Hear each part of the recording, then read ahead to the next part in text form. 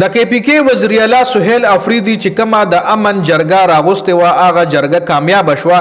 په دغه جرګه کې سہیل افریدي یو دوه ډېرې غټې خبرې کړې دي. د قبایلی چې څومره هم ازلا دي هغه د پاره پکې د فند اعلان هم کړی دی چې په هغه باندې هم ډیټیل سره خبره کو. بل طرف ته سہیل افریدي د عوامو یو خوښون کې وزیر اعلی صابر شو، ځکه د عوامو سره هغه په مهاره مسله کې ودرېدو.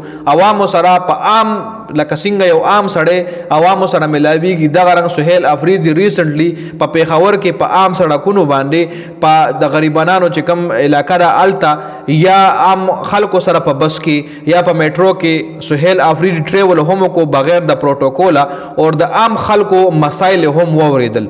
اوس مسایل حل کیږي او کنه حل کیږي خو دغه مسایل سہیل افریدي د عوامو د خولې فیس ټو فیس واوریدل.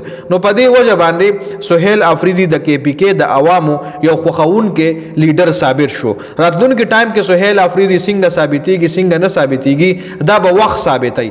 خو فی الحال سہیل افریدي په عوامو کې د عوامو په زړه کې خپل ځای پیدا کو. اوس په خبرو کو د کې پی کې د امن جرګې حواله سره کوم چې سہیل افریدي راغوسته و نو هغه کامیابی سره دغه جرګه شوې ده چې دا کې پی کې چې کومه پارټیان دي سیاسي پارټیان ای په هم شرکت کړي وو او دغه جرګې مشران چې کوم د قبایلی ازلا مشران هم په دغه جرګه کې ناستو او د پکې پی کې د امن راوستلو د پاره هر پارټي او هر سړي خپل تجویز سہیل افریدي ته ورکړی دی.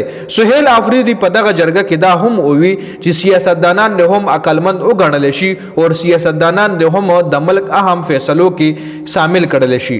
د وفاق حکومت لویلی دي د زما په خیال منیجمنت ته یعنی اسټابلیشمنت ته کې دی چې ویلي چې تاسو سیاستدانان هم ځان سره د ملک په اهم فیصلو کې کینوي او تاسو سیاستدانان هم عقلمند وګڼئ. لکه سیاستدانان څخه کم عقل نری چې تاسو دای په اهم فیصلو کې نه کینوي. بل طرف ته وزیر اعلی سہیل افریدي د قبایلی ازلا د پاره د 1000 ارب روپو ترقیاتی فندز اعلان کړی دی چې قبایلی ازلا څومره هم دي ای د پاره به د 1000 ارب روپو ترقیاتی کارونه په دغه علاقو کې کیږي. قبایلی چې څومره هم ازلا دي اوس 1000 ارب چې کوم دي دا یو ډیر غټ اماونټ دی او دومره غټ هم نه چې ټولو ضلعو کې غټه غټه پروجیکټ یوشي غټ اماونټ ته خو دومره غټ هم نه دی.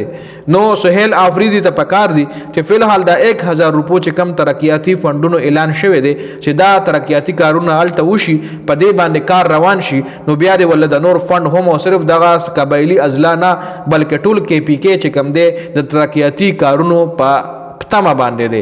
ترقیاتی کارونو کې ګوره یو ځکه ته ډیولپمنٹ کې نو هلته خو ګوره ته یو مین پاور دستا لګي خامخا خلکو له به جابز ورکې یو کې پی کې بعد جابز ریشو چې کومه ده اب هم را کم شي جابلس خلک چې کوم دي اب هم کم شي او بل طرف لا یو ترقیاتی کار به هم وشي. نو دا په دې ویډیو کې د سہیل افریدي حواله سره اپډیټ سو.